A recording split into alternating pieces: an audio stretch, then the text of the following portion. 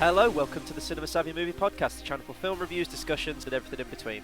I'm Chris Garner, joined by my co-host Tate Nyawa, and on today's show we'll be reviewing the latest Pixar movie that came out a couple of weeks ago. I think it came out for the first time.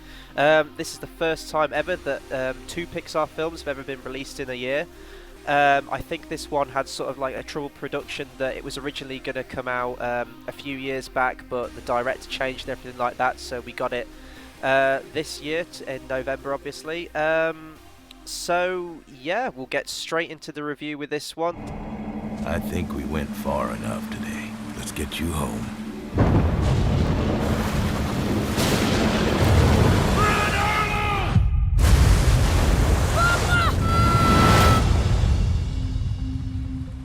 Where am I?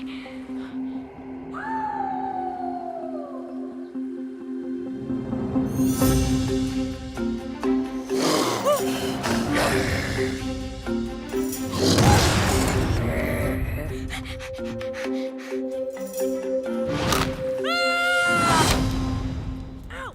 Ow! Are you little?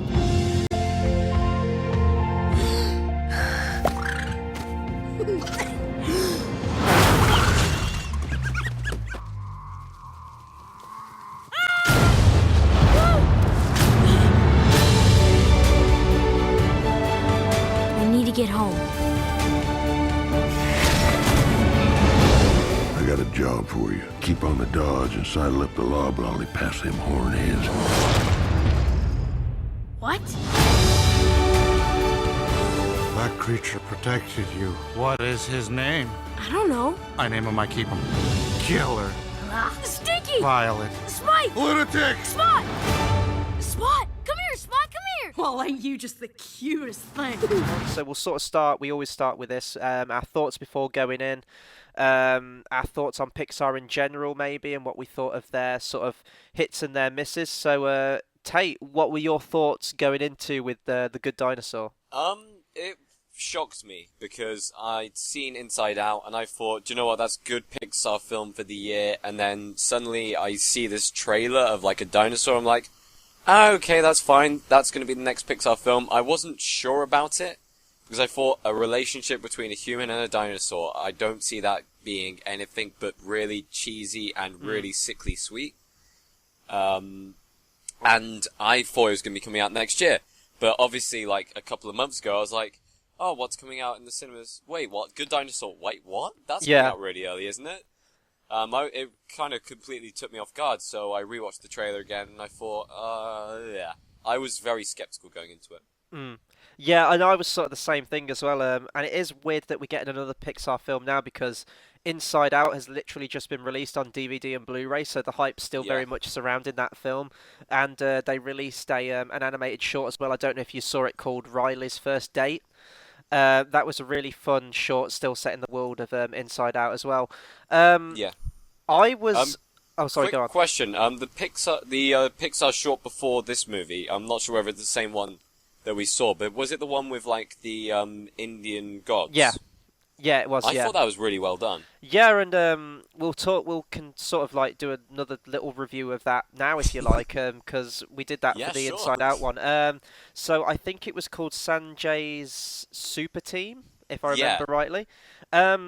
Really sort of out of left field for what Pixar usually does for their shorts. I mean, the one for Inside Out was the lava one with the volcanoes. It was sort of the singing one. This took on a very different style. And the animation as well in it was really sort of unique to Pixar, I thought. They hadn't really done anything like that before, but I thought it was very poignant at the end. It had a nice sort of story arc to it and showed off some great action. And I don't know if you thought of this as well, but the action figure he held in his hand, it really reminded me of Incredibles. Yeah, I'm looking at the page now on Wikipedia, and it was saying, like, he used to play with Transformers, used to watch Looney Tunes all the time, and his father would always perform his Hindu daily ritual, and he felt conflicted between his parents' traditions and, like, his action toys and figures, and in the end he decided that, like, he would balance the two together, and, like, the guy who actually made it, Patel, like, who made the story and stuff like that, he's kept that story for almost the whole of his life. with his upbringing, and it was really cool to see on screen. I mean, it was a really, really nice art style with very vivid colors.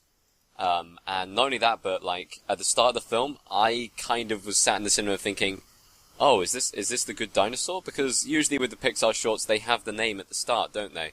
Or you know you're watching a Pixar short. I genuinely thought that this was the start of the Good Dinosaur, and I thought, how the hell are they going to like pull this together? Are they going to go back through time and show evolution?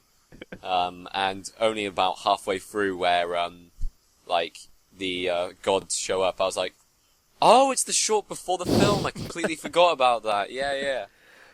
Yeah, I mean, I knew we were going to get a short because, Pixar always do that, but that would have been amazing if they could have somehow, like, brought it full circle and just the very last scene of Good Dinosaur ties back to the short. But no, especially when it got to the credits of Sanjay's super team, and how, I don't know if they were, but they looked like original sketches maybe that the director did when he was a kid.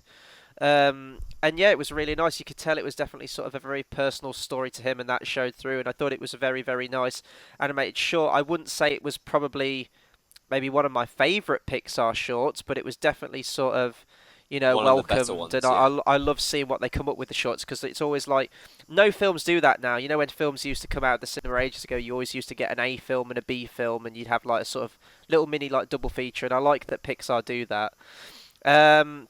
But yeah, so going back to Good Dinosaur, my thoughts before going in, I was honestly more hyped for this film when they initially released it as sort of like a tagline, like Pixar film with dinosaurs, or Pixar film about dinosaurs, I think it was listed, and then Inside Out was Pixar film inside the human mind. And so for both of those, I was sort of really intrigued, and especially when I heard that Pixar was finally taking on a dinosaur film, because as a kid, everyone loves dinosaurs, and I still love dinosaurs too. I grew up watching films like Land Before Time. What else did I? Jurassic Park, all stuff like that, and then Disney's Dinosaur as well, which I think came out in the early 2000s, which I still think was a very underrated film. So yeah, I've always loved that, and when I heard that Pixar was giving it a go, I thought, yes, this is going to be the next big thing from Pixar. But then Inside Out came out, and I was like, ooh, they're probably not Yeah. going to top that, because Inside Out is still probably in my top 3 favourite films of this year. And then, the news started to come out as well that the whole troubled production, that they fired the director because they just couldn't get the story together for the third act. A lot of problems. Originally, John Lithgow was going to do a voice in the film. I'm not exactly sure who he was going to play. He may have been playing Arlo's father in it. But I think like they came back to him and said, yeah, we've like completely changed the story, rewritten the scripts and everything. We're going to need you to re-record, entire new dialogue for this. And I think that was probably one of the reasons why he didn't come back, because his name wasn't featured in the credits. He wasn't in the film, so they probably recast him. So all this sort of news came out, and really the only other one that comes to mind in terms of Pixar films that had a really troubled production was Brave. I really enjoyed Brave personally, but if you've ever seen that film, you can tell that is just a mashup of conflicting storylines. Like, the film starts off great, and then all of a sudden, halfway through, it becomes an entirely different movie. And I think that film has sort of been sort of divisive in terms of the reviews as well, and so is this one actually. A lot of people are saying it's sort of subpar for a Pixar film, and I'm sort of inclined to agree with them if I'm going to give sort of like brief thoughts now. There are moments of greatness in this film. There are scenes in it which do really hit that emotional punch that Pixar's famous for. But the grand majority, sadly, is sort of a very meandering, unfocused, I don't want to say boring, but just cliched. I've seen this film 1,000 times, it feels like, and it's just upsetting when you see like the animation in it is probably, in terms of environmental animation, is probably the best Pixar's ever done, and probably the best I've ever seen in an animated movie, to be honest.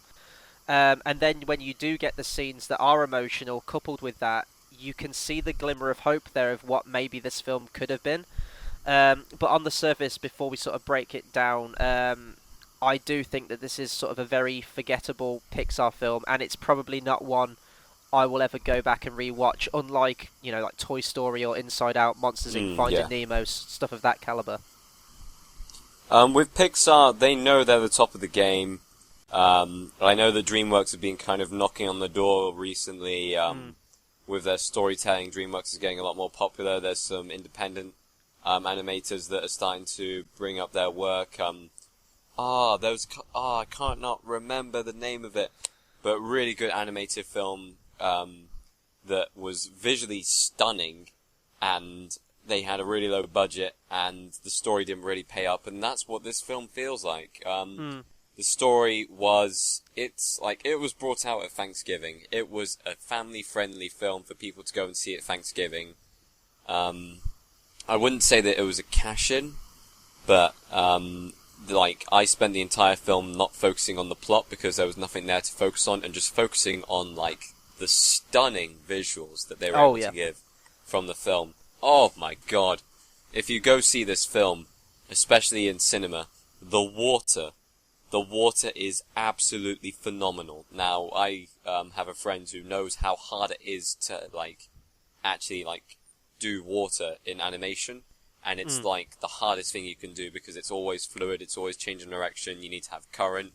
And even, when it was raining in the film, you could see on the dinosaur itself, it was, the water was dripping off. Oh, it was just absolutely incredible, but the story did not pay up to go with the animation. No, and I completely agree. The writing and story is definitely what lets this film down. There were at points where I was watching the film, it almost felt like I was watching a sequel to Ice Age in terms of sort of the writing standards. It's definitely not up to par for what a Pixar film should be, but I'm completely on board with you there. The animation, not just the water, but the fields, the sun, the lighting, even just a simple shot of berries on a branch of a tree look absolutely gorgeous, and the film's credits sort of shows off more of the spectacular effects on the environments as well. And I was just watching it, and I think the film opens up with a few sort of panoramic shots, and I just sat back and was just gazing around the screen at what I was seeing, and it is an absolute joy to watch. And I was just The problem watching. is, though, Yeah. kids won't understand that. No. And this is marketed for kids. Which means that, this beautiful film will not be watched. Yeah, sure, the plot was not too good. The dialogue, very kid-friendly. But as a film fan, it's you went to go see Gravity. Yeah. Not for the plot, but for the visuals. This is that kind of film, but seeing as it's being marketed to kids, it will not be watched, unlike Gravity. I almost feel like this film would have done better if it had been artistic and gone completely no dialogue at all. Because it could have done that very easily. And you know what? There's barely any dialogue from the kid. And the dialogue from the dinosaur is basically him talking to the kid. So. Yeah, I was just about to say, some of the strongest scenes in this film are the ones that are done without dialogue. I'm not giving away anything here because this is the spoiler-free section, and we'll warn you when we get to the spoilers. But there's a scene towards the end where it's done entirely through just pure visuals, and Pixar have done that in the past. I mean, look at the opening sequence of Up. I mean, everyone talks about that. Absolute tearjerker, and that's done with just music and visuals. And when Pixar do that, it just really hits home the emotion. Now, on the subject of animation, because we may as well just stick on this while we're talking about it, whilst I thought the environments and lighting and everything like that were completely just, you cannot fault it at all, I really didn't care for the animation on the dinosaurs themselves. Now, it was probably expected because it's a Pixar and Disney film that they'd make them not as realistic looking. They'd sort of cartoonify them. They'd give them the big wide Disney eyes to make them compassionate and cutesy and everything like that. But to me, they just really clashed against the environment they were in. And maybe that was the idea because I think I read sort of the production thing that they wanted to make them look like dinosaurs but just still have that sort of unique cartoon quality to them. Yeah. But to me that didn't gel. To me, I think a film like Disney's Dinosaur, as I said, which came out early 2000s, that was shot on real locations and then the CGI dinosaurs over the top. And I've actually seen clips of that film quite recently. The CGI really holds up well in that film. I think maybe if Pixar had done something like that. But then you look at their sort of back catalogue of films, and you can see that all the characters they've got in it do have a very sort of similar look to them.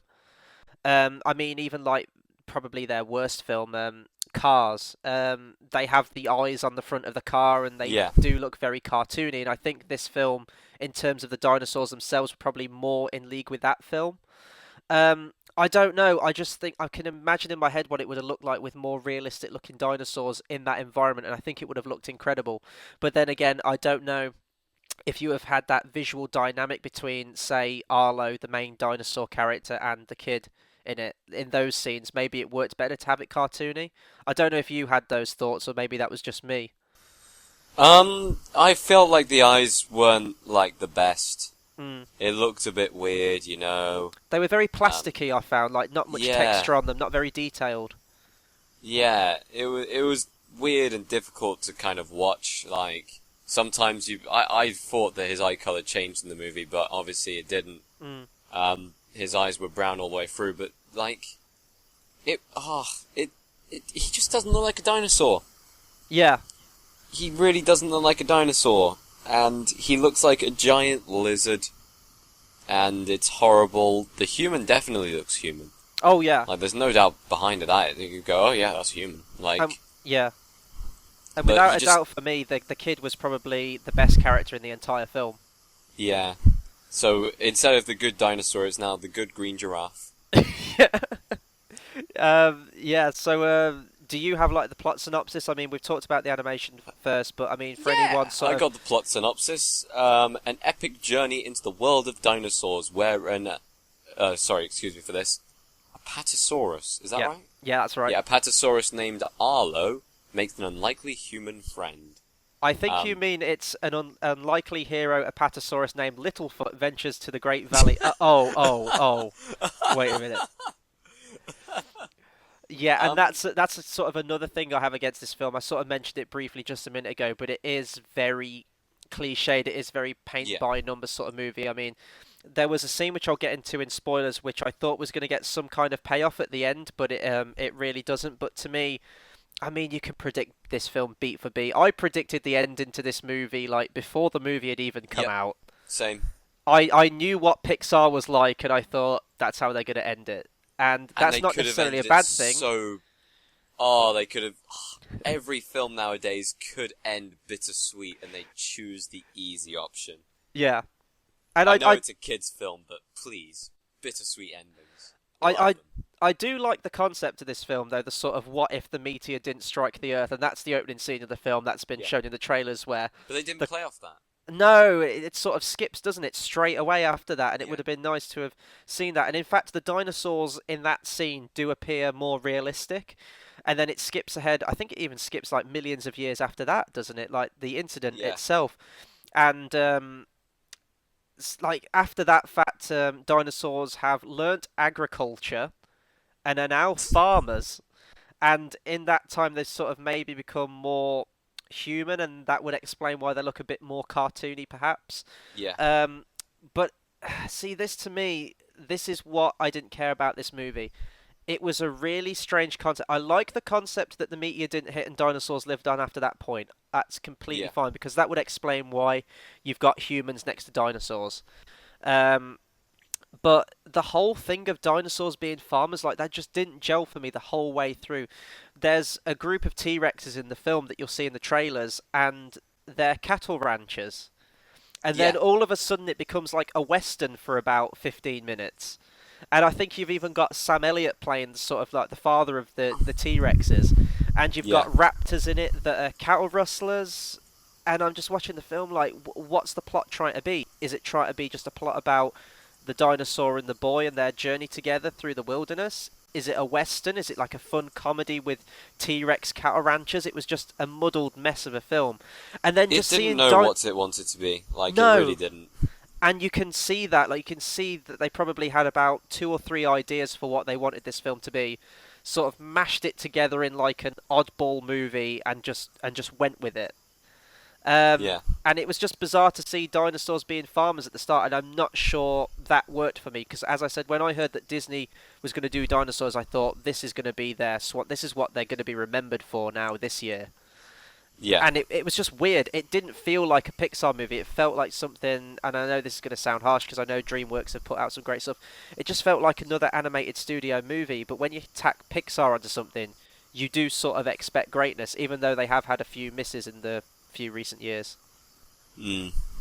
It's difficult because I'm looking now at what people are saying on the comments on IMDb, and it's just saying, "Oh, what happened to Pixar? Why are Pixar so bad now? What's going on?" and stuff like that. And the animation is beautiful. Yeah. It really is, but the film itself is terrible, and I know that, like, terrible's harsh, but compared to Inside Out, compared to the films they've done of yesteryear, it's bad. And people are actually saying here, was that really Pixar? Yeah. Like, did we really just watch a Pixar film? I wouldn't go so far as to say it was bad or terrible, because it definitely does have a moral to the story, and there is sort of like a nice emotional element that when it does hit towards the end, it really, really does hit. And there were moments in this film where I was tearing up, and I'm not ashamed to admit that. Manly tears may have been shed at this film a few times, but it was just sort of all the connective tissue of the film between those scenes. There are long stretches where there's no sort of consistent plot. The plot really is Arlo the dinosaur just trying to get back home with the kid, and that's it. That's basically the plot, but there's so many parts where it just feels like padding. There's a dinosaur character, the Meat, who's like this weird, strange Triceratops-like creature in the trees, who's in it for maybe a few minutes and then just disappears for the rest of the movie. And not I just even thought fleshed out. the only reason this scene was in there was just to name the kid character. Yeah. But you could have done that along the way, or like maybe the dinosaur could have just named him that. Really just out of place, and like the comedy in the film didn't hit. I will say, like, if you compare it to like Inside Out, like, oh god, yeah, this movie is terrible. But if you're just looking at it on its own, just as an animated movie, I don't think it will do any harm. It's just like a sort of dumb adventure with dinosaurs with very, very nice animation. But I think it's if you do go with that Pixar title above the actual title itself, then that's where people are going to say that this is a bad movie. But we're sort of being a bit harsh on this film, but if we want to talk about maybe the sort of core story of this with Arlo and Spot, the kid character in it, because that to me was probably one of the strongest points, and I thought that their sort of relationship as it developed through the movie was probably definitely the strongest thing about the movie, and probably out of any Pixar film, because I thought that was really believable, and that was like a nice sort of moral centre for both the characters where well, this isn't a spoiler, but by the end, obviously, they find, compassion with each other and everything like that. So I thought that was really well done. No, I agree. I mean, you can't really follow the relationship between the two. They get along with each other. They're happy. It's just a friendship, really. Yeah, and that's the thing with it. Like, this to me, as I said with Brave, feels the most Disney of the Pixar films. Now, I know that Pixar is owned by Disney, but to me, especially like during the 90s and into the early 2000s, there was a clear difference in identity between Disney Animation Studios and Pixar. You had Disney did stuff like Beauty and the Beast, Aladdin, Lion King, Hercules, stuff like that, and then Pixar you had Toy Story, Finding Nemo, Monsters Inc., things like that, and there was a clear difference. Now, not so much, but you can definitely see those Disney elements. To me, the biggest culprit of that was Brave. I think her name was Princess Merida in it. I think she's even been sort of like incorporated into the roster of Disney princesses now. And to me, that had like songs in it which Pixar had never done before.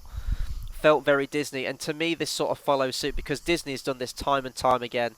If you look at films like Brother Bear, Emperor's New Groove, where you've got the sort of unlikely duo or buddy road movie, and it does follow beat for beat those pretty much. It doesn't really do anything different. But yeah, and another thing we could maybe talk about is the music, because I thought the animation on the environment itself and the music were top notch in this film. And I'm just looking at the composers now. It's Michael Dana or Mikhail Dana and Jeff Dana. I thought their score for this was brilliant, and they did have a sort of Western influence to it, especially the bits with the T-Rexes. It was a lot of sort of like bluesy acoustic guitar, which I thought worked for those scenes, even if I didn't think those particular scenes worked well for the movie itself. And then the orchestration was just really nice all the way through, really nice melody, and really sort of accompanied the scenes, such as the Firefly scene, which is on the poster and was released in the trailer. Scenes like that were just gorgeous, and it really just sort of enhanced the visuals themselves, I thought. Yeah, the music for me was always running through the film. It wasn't really overpoweringly good.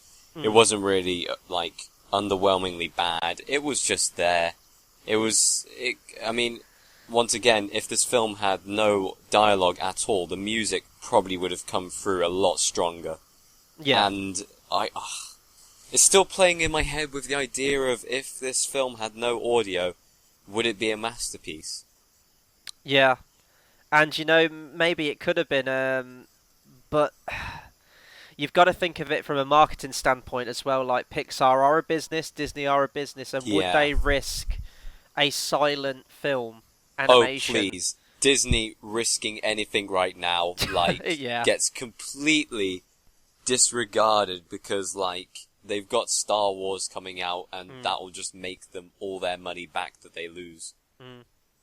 It was like Disney's Dinosaur as well. I know I keep referring to this film, but the trailer came out for that film originally, and it looked absolutely just game-changing in terms of incorporating CGI into live action, and especially like a big budget, fully just dinosaurs all the way through movie. And the initial trailer was the first scene of the movie, about a 6-minute trailer. It was really quite long, and I remember it playing in the cinemas. And it was just music, real locations with these CGI dinosaurs, no dialogue.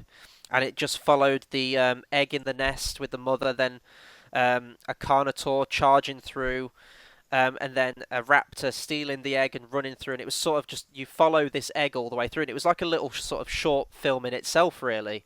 And that was the tease for the big movie. And like the first 6 minutes of the film didn't have dialogue, and then you could see the Disney gears were, and it was like, yeah, we best sort of like get voice actors for this and have like a plot and stuff. So maybe it's just one of those instances of what could have been. I think if this had been sort of like a more independent animated film, like the one you mentioned at the start, where you can take a few more risks, but you're not going to get as much revenue, I think a film like that probably would have gone that route with it. But with Disney and Pixar, you're going to expect sort of dialogue and stuff like that. So it's difficult to know what else to really talk about, really, because we haven't really been going as long as we usually do in reviews, but there's not really a lot to say about it. But that'll be spoilers, really. Yeah, we should save that for spoilers, because there are sort of more key moments that we can't really give away if you do want to go into this purely nothing. But as I said, the film itself is very predictable, so I don't really know if we'd be spoiling anything. I guess what we can sort of say before we go into our summary and then move into spoilers is, do we have any sort of like favourite aspect of the film, or we've sort of gone over the problems with it, and I think we both agree with each other there that it's purely down to the writing, the incoherent story and things like that. Well, I have one problem with it, but I'm not sure whether to save it for spoilers or not. It doesn't really spoil much, it's just what the movie is. Is there any way you can sort of hint to it without giving anything away? Well, it's just one sentence, really, so... Oh, okay. I mean, it doesn't really give too much away, but I'll wait till spoiler section. Okay, fair enough. Well, if I'm good, we may as well just jump to summary now, because that basically contains our favourite aspects of it and problems. So would I recommend it? I think it's a fine animated film. I mean, there's not really much out now. I know that I think we get the Peanuts movie soon, and that's meant to be really good, actually. That's been getting good reviews, I never grew up watching Charlie Brown and Snoopy, though, so I'm very new to that whole thing. But I really like the animation style in that. It is done in CGI, but it mirrors the old sort of jagged pencil sketch type animation of the originals. I think that looks really good. So as a film on its own, I think you would get some enjoyment out of it. I think kids would enjoy it.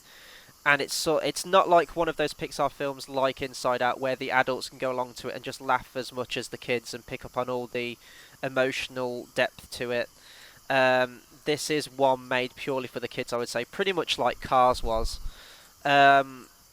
There are moments of greatness in there where you can really see Pixar shining through, but the grand majority of this film, I would probably say about 70 to 80% of this film is very cliched, and you would probably expect from an Ice Age sequel, which is a real shame because when I heard that Disney was doing a dinosaur movie, I thought, this is going to be the one. This is going to be the one they're going to be remembered for alongside Toy Story and Finding Nemo.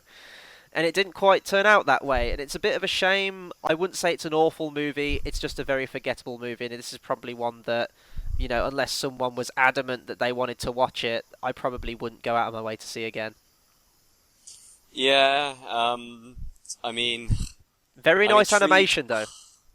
That animation was beautiful, and it's conflicting because... would I really want to sit through that again just for that animation? I might watch maybe a clip in a couple of years' time just to remind myself of the animation. I tell you what you should do. You should not watch this movie, perhaps, and just buy the sort of art behind the movie book that might come out with it. Or if they've got that kind of animation going for Finding Dory, then go watch that next year. Yeah. And you know that's going to make an absolute killing, because that's just completely banking off the hype of Finding Nemo. But hold on, looking at the cast, first star added, Idris Elba. Win. What? It's an instant win. Oh, that's amazing. Do you know if Willem Dafoe's coming back for it?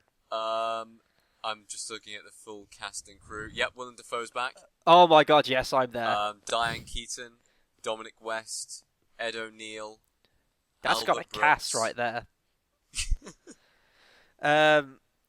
But yes, and that's another thing, just like really quickly before we move into spoilers, I didn't think this film had a massive standout star-studded cast. You had Sam Elliott, you had Anna Paquin for like a scene, and you had Frances McDormand, and there was no one else that really stood out to me as being a huge actor. Yeah. I didn't even know who John Ratzenberger played, because you know he does a voice in all of them. He did the voice of Ham. It's got here that he did the voice of Earl, who was a raptor. I know the raptor it's talking about, but to me that didn't sound like him, so that was a bit strange. Anyway, we'll move into spoilers now. I don't think there's a lot for us to talk about, so this will be a really small spoiler section for this week. Can I now say my sentence? You may go. Yes, go for it. Arlo takes a beating. Yes, he really does. I don't know if that's really a spoiler, but the director said that he wanted the main antagonist of this film to be nature. And I lost count of how many times there was a storm or a monsoon or violent winds. That's all the way through it. There's that whole scene where it's like 127 hours. Like, he's trapped under a rock, and I'm thinking, okay, he's been stuck under there for a while. When's he going to break out the video camera and start vlogging? It's just like... That would have been a great movie. Just like get Danny Boyle to direct this, and just make it violent. He just has to like bite his own. Oh. Actually, it'd be like Saw. It'd be like Disney does Saw. Is that going along with Disney's 50 Shades of Grey? Yeah. But it was doesn't the Anna Paquin female T-Rex later on say that she got trapped or something and had to bite her own tail off? Yeah. And I'm just thinking, what? But not only that, but like this film, there were some moments in this film where it went completely overboard. Like, it's a kids' film, it's marketed for kids. That scene where he rips the bug's head off, I heard adults gasp in the cinema. Like, see, I laughed at that bit. I laughed at that bit, but I remember because you saw this film before I did. I only saw this today. I couldn't get to see it when I initially planned. But you sort of prepped me. You said that, well, we'll get onto the T-Rexes in a minute. I want to save that line for you to say. But you warned me of sort of the thing with the bug. And to me, what was the most shocking one was where you had the really cute, like, chinchilla critter thing that was trapped and they rescue. And then the pterodactyls just sort of like eats it, and then it's like sort of sticking out of its beak, and then they're all wrestling over it and like tugging at it and stuff like that. Yeah. And like when the rest of the film's completely geared towards, I mean, it's not violent or anything like that. You don't see like the critter being like ripped apart and blood splatting across the screen or anything like that. Bug, you do kind of see the bug bleed out, like with its head a little bit chopped off. that didn't like put me off from the movie. I don't think like there was a couple of kids in the audience today at the back, and they didn't like scream out or cry or anything like that. So I don't think it was a big deal. But yeah, it does sort of like catch you off guard a little bit because I don't even think you'd get that sort of violence in a Ice Age movie or anything like that. No. It was a bit weird to see. But yeah, the main antagonist of this film really is sort of the nature and like the perilous landscape. Whereas films like Disney's Dinosaur or Land Before Time, they pretty much have like the T-Rex is the one bad guy that's just sort of like stalking them throughout the whole movie, and that I mean you can't get bigger than a T-Rex in a film like that. I mean Jurassic Park, really the star of that film is the T-Rex. I know you've got the raptors in there as well, but the main set piece that everyone thinks about in that film is the T-Rex. In this one, you have it the T-Rex are good guys, so that sort of takes away from that a little bit, and as such, it's very muddled who the antagonists are. I guess what it boils down to at the end is that it's the pterodactyls. Thunderclap, I think his name is. Just sounded like one of the Transformers to me. I think there's, I think there is a Transformer that's sort of like got thunder in the name. I can't really remember his name, but they sort of take over as the main antagonist. They show up about halfway through the movie and then show up again at the end. Not very compelling bad guys really, but they do just sort of serve as that final action beat of the film before it gets into the emotional stuff. But I know that you want to talk about the T-Rexes, so go ahead. T-Rex, majestic as fuck. Put that on a t-shirt. There is one scene where the T-Rexes are just like running, and you can expect them to have wind flowing through their hair. Their manes are sticking out, and they're just it is just so majestic. They do kind of a unique thing with it because, as I said earlier in the review, the T-Rexes are sort of cattle ranchers, and they've got longhorns, these big sort of like buffalo-looking things, or Highland cows, and they've got like a whole herd of them. And they learned that the raptors are cattle rustlers and try to steal them. It was really weird. So you've got Sam Elliott T-Rex along with his two kids who need to try and get the herd back. So they use the help of Arlo and the kid to try and get rid of the raptors and get back. But when they're sort of like just trucking across the plains, they do it in a way where they're running, but they make it look like they're cowboys, like a human on horseback. It's really weird to explain. Weird. Like, I think the director says something, they modelled the legs after galloping hooves like on a horse. And then the upper body, sort of, their posture and how they're sort of raised up with their arms raised in the air. It looks like a cowboy, like holding the reins on a horse. It's really weird to explain, but there's a scene where they sort of run, as you said, majestic as fuck across a sunset, and it looks amazing. But it's really weird. Like, I'm watching this movie, like, I thought this was like a buddy road movie between a dinosaur and his human companion, and now we're in like the good, the bad, and the ugly. Like, what is this? It was very weird, but did you like the characters of the T-Rexes in this film? To be honest, they didn't really make a difference to anything in the No. story. They were there just to scare off the pterodactyls. I feel like every part of this film is just because of another part of the film, which causes more problems and more problems. And it means they have to keep on introducing characters just so they can move the plot along past. We're going on a road trip. Yeah. So, like, they have... What was it to start off with? They have a storm, convenient, just so they can introduce the raptor characters as the main kind of baddies. And then the raptors are scared away by the T-Rexes, and, like, they see the mountain, and it just flows way too conveniently, and something has to have a cause for something. It's very episodic. It's very, and then this happens, and then this happens, and it's just a cause to get them from A to B. And it did get to the stage at the end where the fourth storm happens in this film, and I'm like, oh my god, can you just, like, get back now?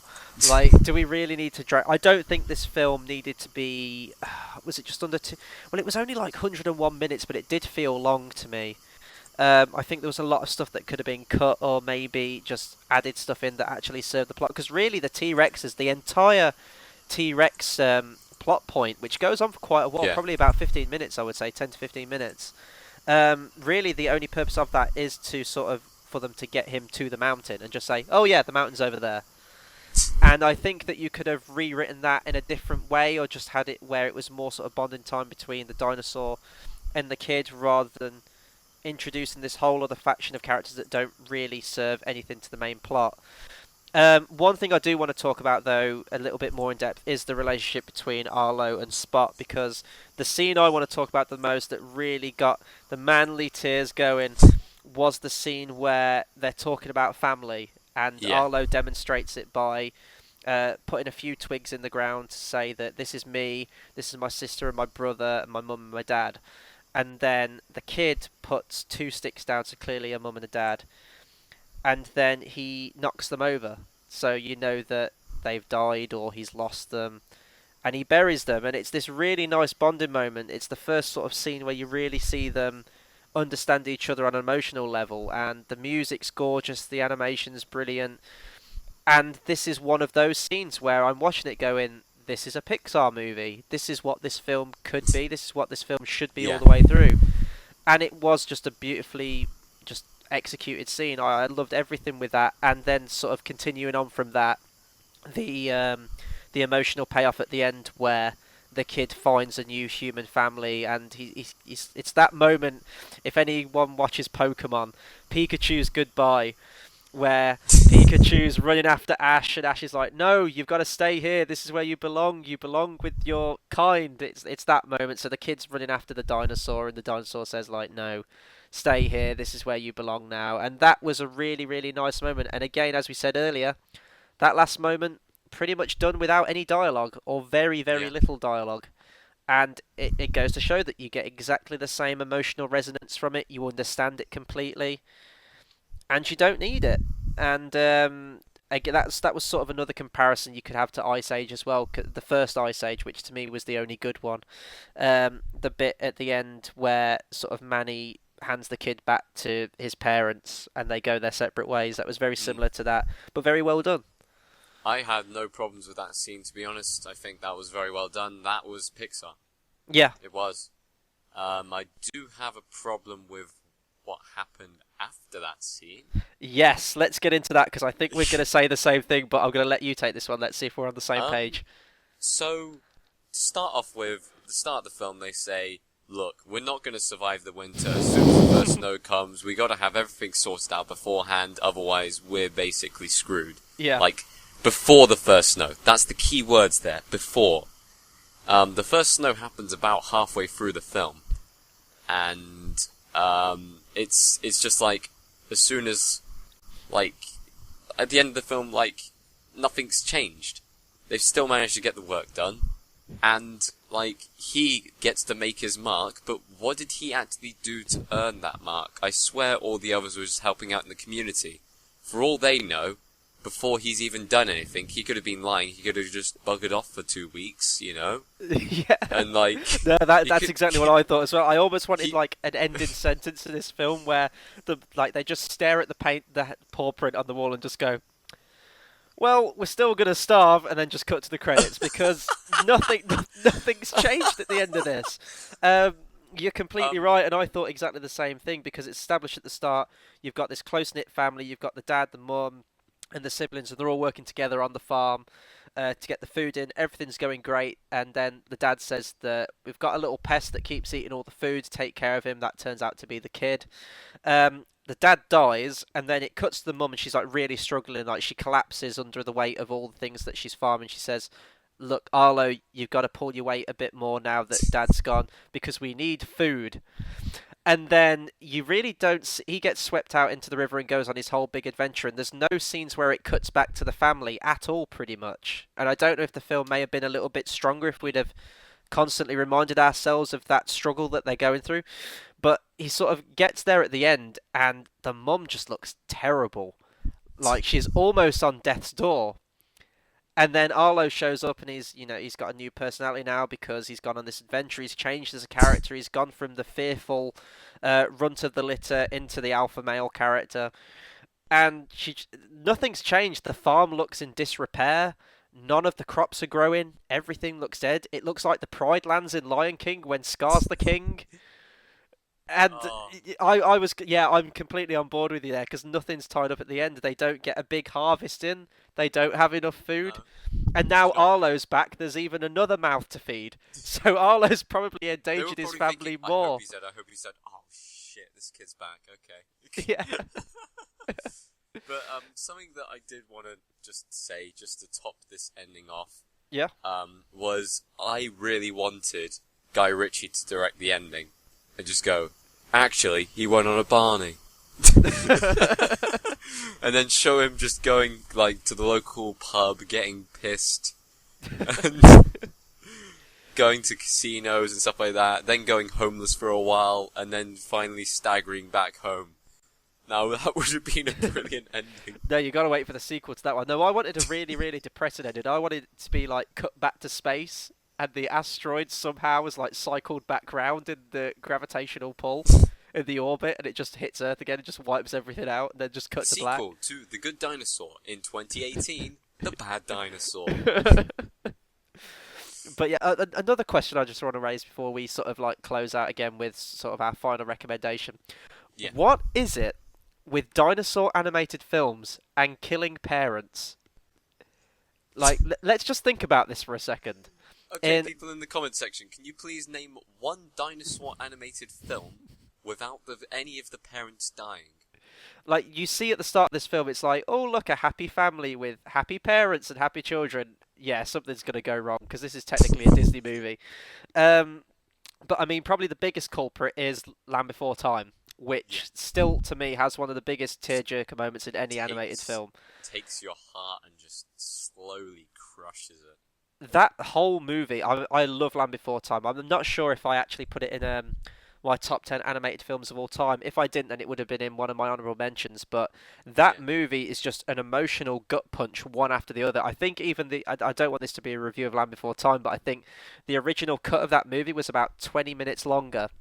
And they like the censor said, you've got to remove these scenes because after Littlefoot's mom dies in the film, there's a scene where Littlefoot runs into another old dinosaur and he sort of gives him reassurance and tells him that it wasn't his fault and everything.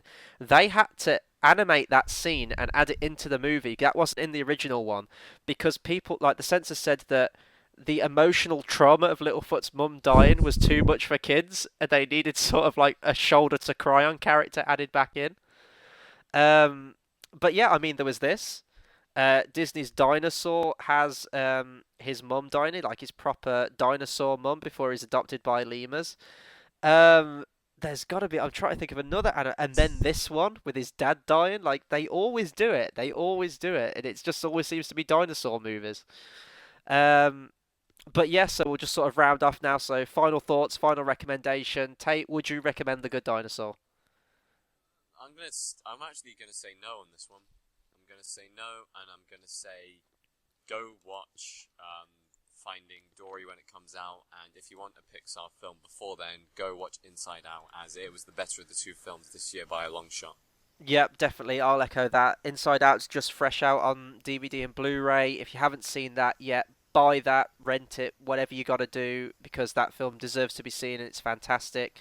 That film, unlike this one, is one like Toy Story where you can watch it and appreciate it as an adult, as a teenager, as a kid, or whatever. This one, very much for the kids. I would probably recommend this one when it hits DVD, or if you can watch it cheap, or wait till it comes down in price once it's released. I don't think this is one you need to rush out to the cinema to see. It doesn't really do anything new for Pixar. The only reason I would recommend this film to anyone is if you are just such a die-hard Pixar fan, you have to see every single new movie they release as under their studios. Go and watch it. Or if you're a lover of animation and you just, maybe you're going into animation yourself, maybe you're just fascinated by that, because this film does have some of the best animation in terms of environments I've ever seen, probably in an animated film. But yeah, like story, writing, not so great. So on that reason, it's sort of like a cautious recommendation. Like, don't rush out and see it. Just see it whenever you can. I'm done being scared. If you ain't scared, you ain't alive.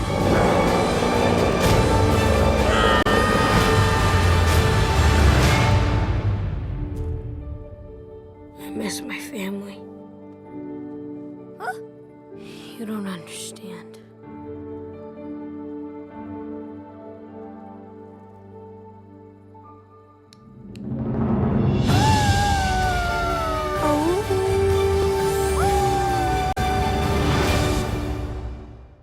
But yes, so before we close out on our main show, we always end on recommended movie. How recommended movie works is at the end of each main show, we take it in turns choosing a film to review for our midweek show film club that vaguely ties in with whatever we reviewed in our show today. So today was obviously The Good Dinosaur, and Tate, it is your turn to pick a film this week. So let us know what your film is and a couple of reasons for picking it. Well, I've kind of mentioned the sequel to this film about 10 times already. And, because how the main part of this film that was brilliant was the water, let's return to the water. Let's go watch Finding Nemo. Oh, yes. Yeah, brilliant choice. We did a Pixar sort of retrospective, and if you haven't seen that review, I recommend checking that out. That was one we did quite a few months ago. That was me and George before Inside Out Let's came out. Let's just go a little bit more in depth. Exactly, yeah, and with Finding Dory coming out, I definitely would like to do a review on that, so that sounds pretty good to me, and there's a lot I could talk about that film, although I'm going to have to try and control myself and not just say, oh, and I love this scene, and this scene too. But no, that would be a great one, so be sure to check that out later this week. I know we're a bit later on the main show this week, just sort of scheduling conflicts and, hours that we can do them's clashed a bit this week, so expect that in the next couple of days. So that'll be Finding Nemo for that. In the meantime, you can check us out on multiple platforms. We're on Facebook at facebook.com/cinemasavvy. We're on Twitter at cinema_savvy, and we're also on Letterboxd at letterboxd.com/cinema_savvy. So get involved with the channel.